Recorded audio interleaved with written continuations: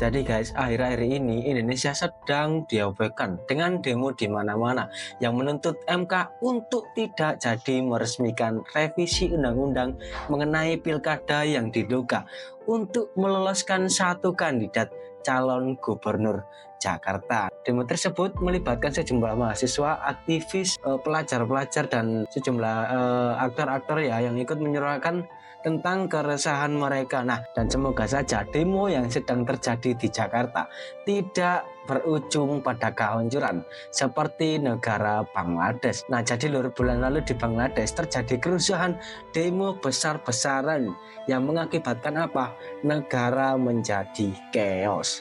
Bahkan saking chaosnya, Perdana Menteri mereka, menteri-menteri mereka, elit-elit mereka, pejabat-pejabat mereka kabur ke luar negeri untuk melarikan diri agar tidak diamuk massa.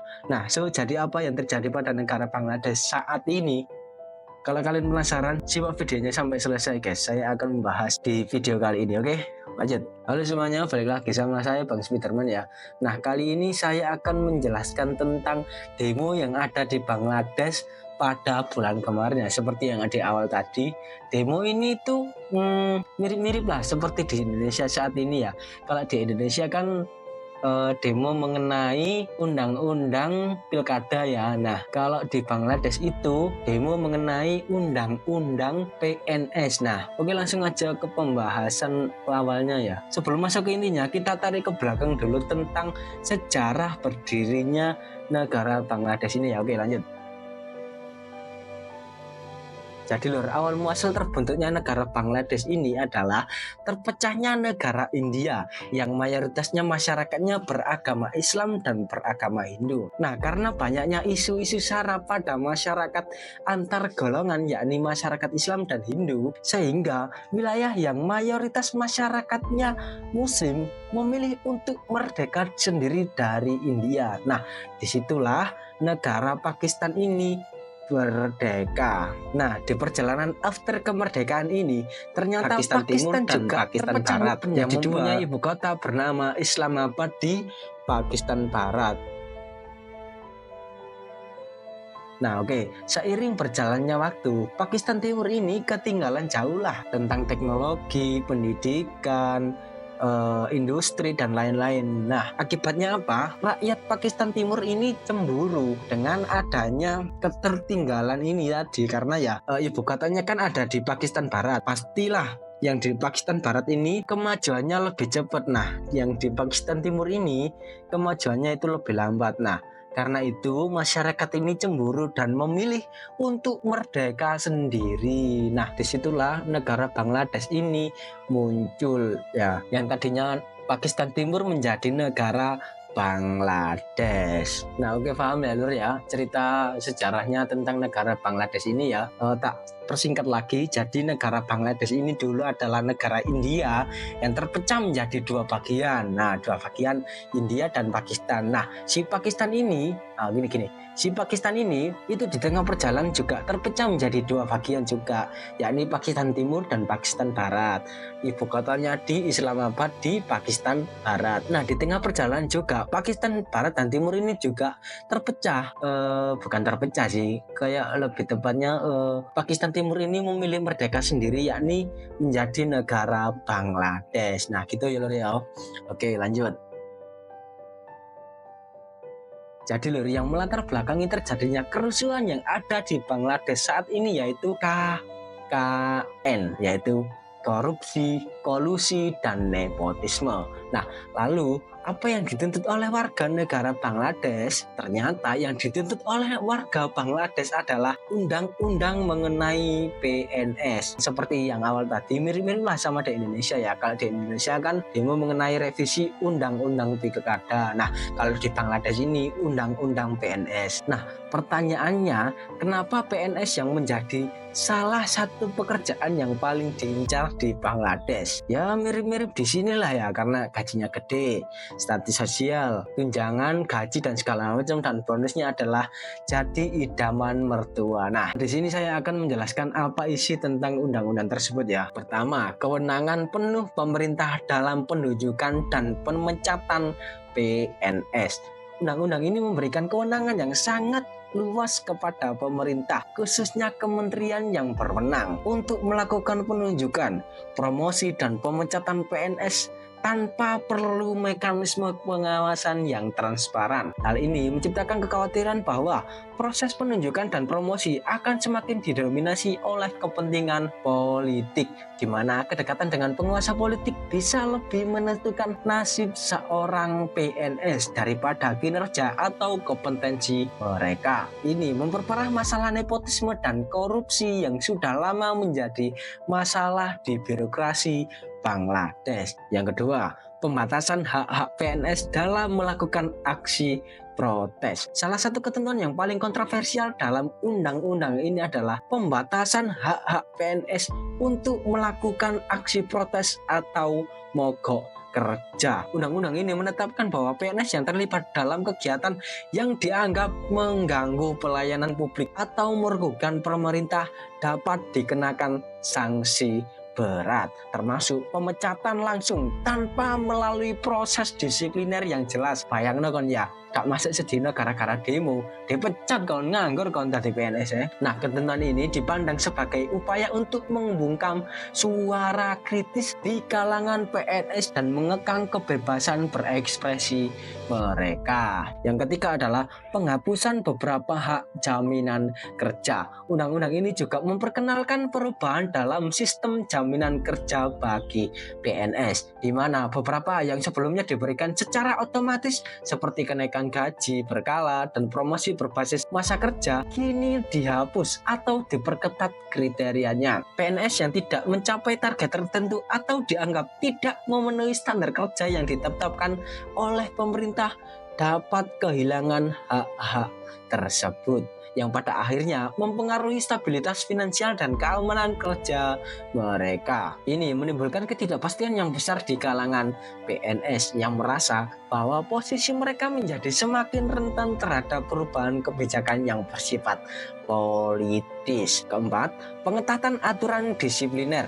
Undang-undang ini memperketat aturan disipliner bagi PNS, termasuk memperluas definisi pelanggaran yang dapat dikenakan sanksi. Sanksi yang ditetapkan juga lebih berat, dengan pemecatan sebagai hukuman yang lebih mudah dijatuhkan dibandingkan sebelumnya. Nah, jadi lur, di revisi ini itu kalau PNS melakukan kesalahan langsung dipecat ya, saduk pas ya sekali, kamu gak usah kerja mana dibandingkan yang sebelum direvisi. Nah, kurang lebih begitu ya. Kalau salah ya kalian komentar aja. Ini menguatkan kekhawatiran akan potensi penyalahgunaan kekuasaan oleh atasan atau pejabat politik. Kelima, reformasi struktur gaji dan undangan. Undang-undang ini juga mengatur tentang reformasi struktur gaji dan tunjangan PNS yang dapat dipandang oleh banyak pihak sebagai langkah untuk menyesuaikan anggaran negara yang semakin terbebani. Jadi lor, kalau APBN negara itu lagi krisis yo bayarannya titik, kok semua sih ya. Sana lah guys. Namun perubahan ini justru dianggap merugikan sebagian besar PNS, terutama mereka yang berada di tingkat menengah ke bawah. Banyak PNS merasa bahwa reformasi ini tidak mempertimbangkan inflasi dan biaya hidup yang terus meningkat, sehingga daya beli mereka sebenarnya, meskipun ada janji pemerintah bahwa perubahan ini akan lebih adil dan berdasarkan kinerja. Nah, yang keenam atau yang terakhir adalah penghapusan perlindungan terhadap penyalahgunaan kekuasaan. Salah satu aspek yang sangat dikecam adalah penghapusan beberapa perlindungan yang sebelumnya diberikan kepada PNS untuk melindungi mereka dari penyalahgunaan kekuasaan oleh pejabat pemerintah. Undang-undang baru ini mengurangi hak-hak PNS untuk mengajukan mengajukan keluhan kritiknya gak oleh guys, atau menuntut perlindungan hukum jika mereka merasa menjadi korban ketidakadilan atau penyalahgunaan kekuasaan. Jadi lek kon dibully di negara Bangladesh sebagai PNS atau dibully atasan-atasan, enggak bisa guys, enggak bisa lapor guys, karena yo Ini tadi penghapusan perlindungan terhadap penyalahgunaan ini tadi. Ini menciptakan iklim ketakutan di mana PNS merasa terpaksa tunduk pada tekanan politik dan birokratis tanpa ada mekanisme yang jelas untuk melindungi hak-hak mereka. Nah, kayaknya yang dirugikan dari undang-undang ini ya cuma PNS itu sendiri ya kan. Tapi kenapa masyarakat sebegitu marahnya sampai mahasiswa juga ikut turun ke jalan, sampai rumah-rumah dinas menteri-menteri dan juga aparat mereka dibobol. Di Indonesia mana kayak Indonesia demo-demo sampai mau kerja terus sampai rumah-rumah pejabat itu di sweeping Lu kono iku ngono guys, demo-demo itu sampai di sweeping rumahnya.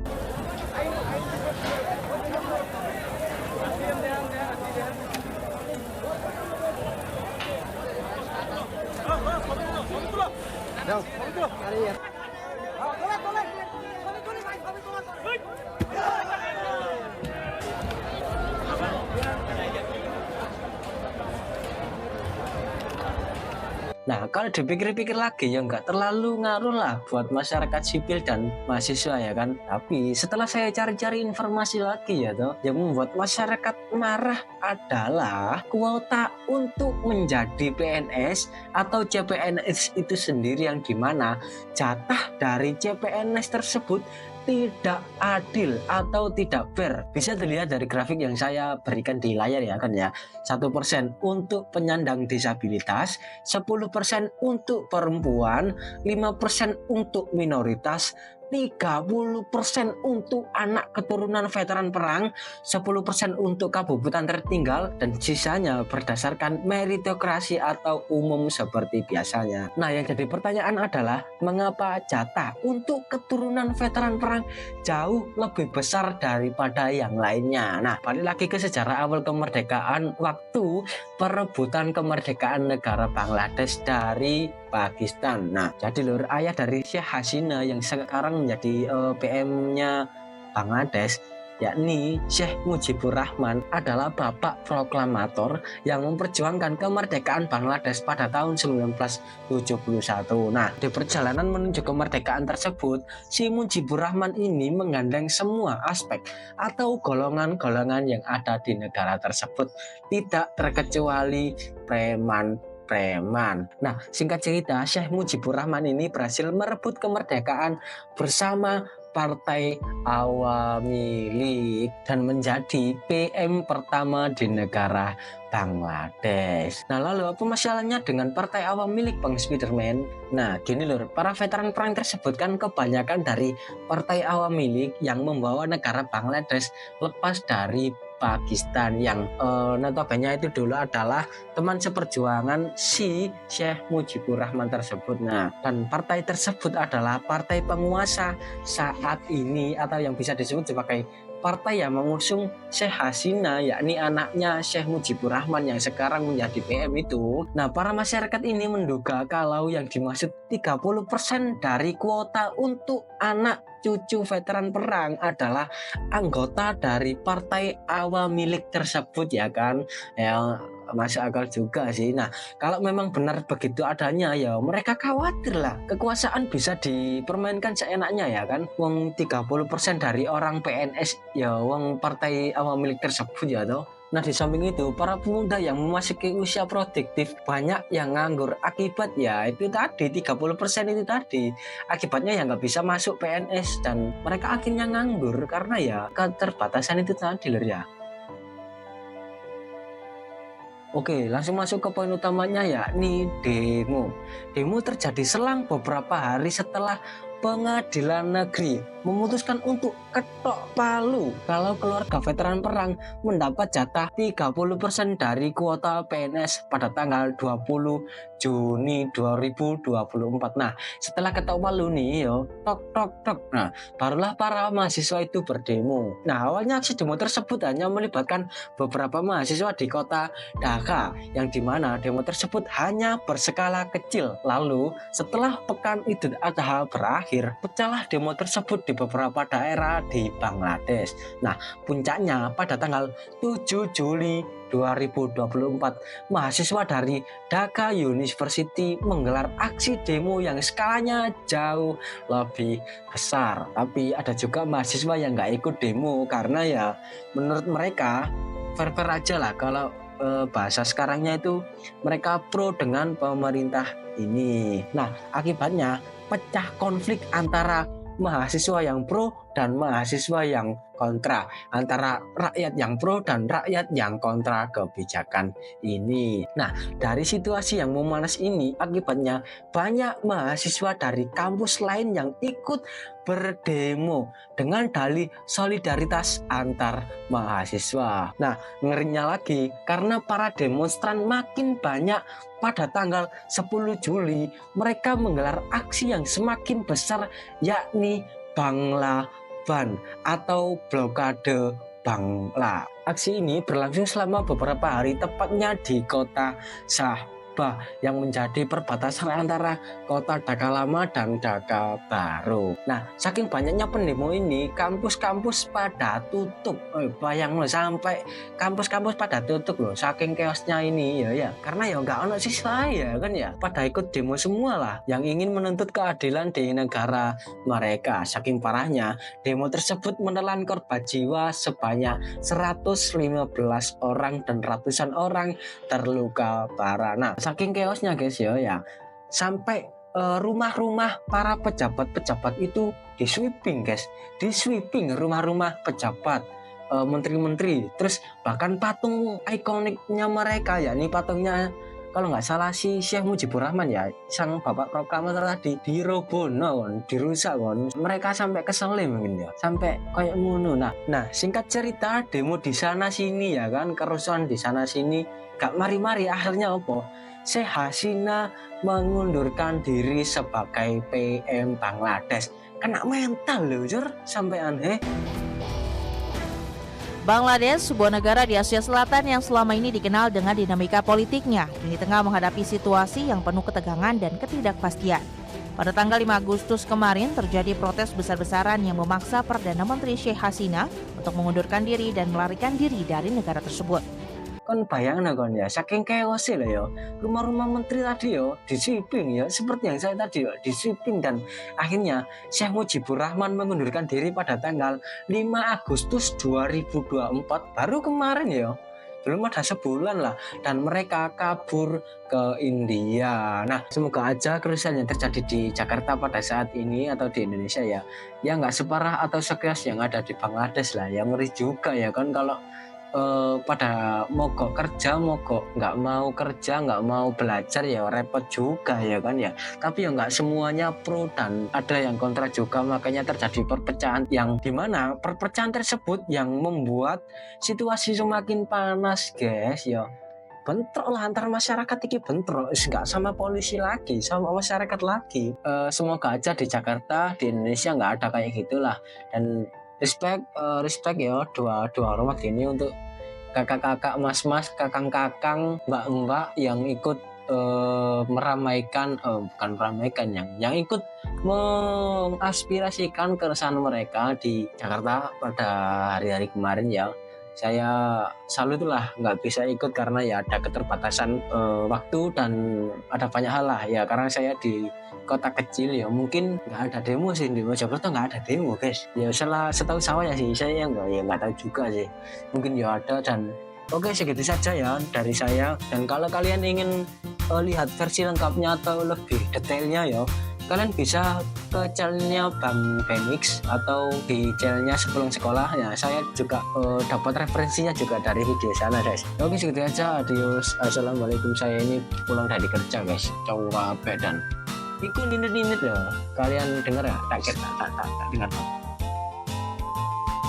Nah, kurang lebih nggak ada sih kalau mau record ya, nggak bisa kondusif, sing lo sound-soundan lah, sing gereja-gerejaan lah lo, ada seperti kelinci lewat tahu bulat ding ding ding ding ronde.